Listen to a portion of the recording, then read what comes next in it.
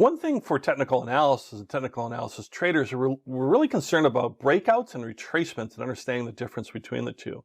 And so if we look at that in this lesson, normally you have a trading range or a price range where you have a low price range or low price and you have a high price, and the security will trade within that range over a period of time. And again, that period of time could be hours, days, months, whatever that period of time. But price will tend to stay in that range. And you might have some general trends within that range where it might be flat or kind of going sideways, or you might have a general uptrend, or you might have a general, let's say, downtrend kind of within that range as stocks or securities constantly changed, throughout that time frame.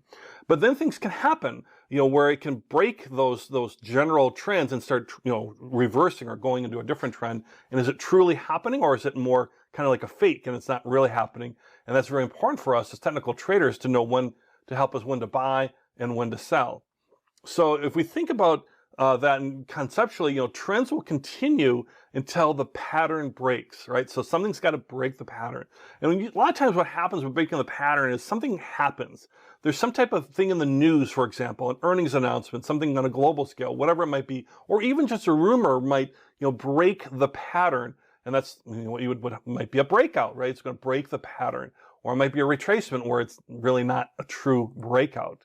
And that's the idea, is something happens, there's some news or a rumor, and then something's going to happen, right? So traders are either going to do nothing, but they might, let's say, start to really panic based on that news and sell real quickly and really panic. So, oh my gosh, this is terrible news. I got to get out fast. And so they kind of selling maybe quickly.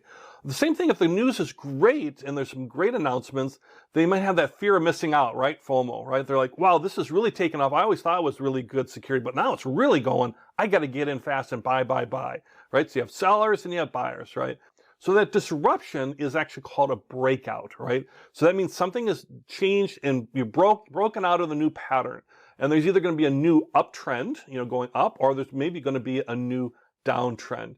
And you might also have like a false breakout where it breaks out, but it's not really due to supply and demand or market sentiment or anything. There's something that's, causing a short-term disruption into it. And that could be something like which relate to like position squaring by big players, right? Real big holders of things that might be adjusting their holdings in a particular security that's causing some disruption in the market versus some more legitimate news. So like if you think about what some examples of this, kind of like big players doing a disruption that might be a false thing, not a true breakout. Now let me share a couple examples of things that are like that. So let's say you're a fund manager, a mutual fund manager, you own all the stuff in this mutual fund, millions and millions and tens, hundreds of millions of stuff.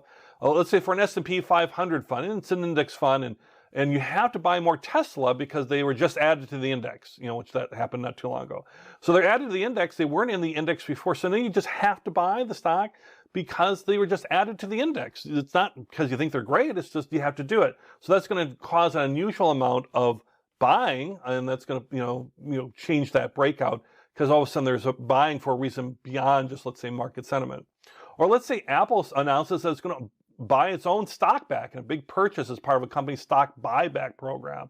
They're going to buy their own stock back. So that means they're coming in and they're actually buying stock on the open market. So if you think Apple's coming in to buy a whole bunch of stock, that's going to drive the price up, right? So that has, again, nothing to do with individual traders. It's a big player coming in being disruptive. Or let's say a fund manager of a big technology mutual fund wants to lock in gains before the end of the year because that's how they're evaluated. Maybe that's how they get their bonus, right? So they want to lock in a nice bonus. And they just had a big run up in Zoom stock, for example. So they want to sell a ton of their Zoom stock so they can lock in their gains for their annual performance and get a nice bonus. Does it say having to do whether Zoom is a good company or a bad company, or whether technical analysis says that we should buy or sell it? No, it's a fund manager has a big player who wants to get a bonus. So sometimes those things can happen. It's not often, by the way. It's not something you have to really worry about, but just understand that it's out there. And sometimes when you see movement and you see something like there's a big announcement that might be related to it, you want to say, okay, is this really happening? Or is this just going to be a short-term type thing and it's going to come back and pull back?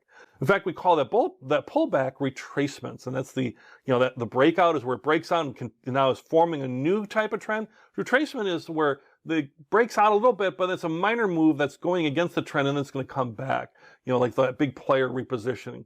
So if traders think a current move has gone too far, they might have a little course correction or a little pullback, but then the trend might come back up again. As we learn through the indicators, we're going to learn how to spot breakouts and retracements and how to kind of use confirming things to see whether we're seeing a breakout or a retracement. Is it a true move, or is it kind of a temporary type of false move? And sometimes you might see retracements, for example, where everyone has either bought or sold, right? There's an overbought situation where, everybody wanted to buy is already bought, so it's extended, so it's kind of have a natural kind of come back. Same thing if something's oversold. And we have these tools that can help us with that. One is the stochastic oscillator, which is a fun thing to say, and also will help us to identify things. And there's other tools and things we're going to be learning about that'll do us too. And a lot of times, another good way to look at it too, just early on, if you see volume rising, that bottom part of the chart, and you see volume rising where there's a lot of trading activity, but there's hardly any price movement, hardly any price increase, then the move is, whichever is happening, is probably ending. It's starting to stall out. So we think something's been rising, uptrend, for example, it's been going great, but now there's hardly anybody doing it now. It's really starting to slow down, stall out. Might be a time either for a temporary pullback or retracement, or maybe we might even have a breakout in the opposite direction, where it might go, backwards. So retracements, they can turn out to be actual trend reversals. I mean, it could be, it looks like a retracement, but really it actually is a breakout and you have a new trend, or it might be truly an actual retracement where it's just temporary and then it'll kind of go back to the way it was trending again too. All of this, very normal. And with the technical analysis that we're going to be using and using our indicators, we're going to be able to handle and deal with both breakouts and retracements and identify great opportunities to purchase and also identify times when we might need to sell and get out as well. It works both ways.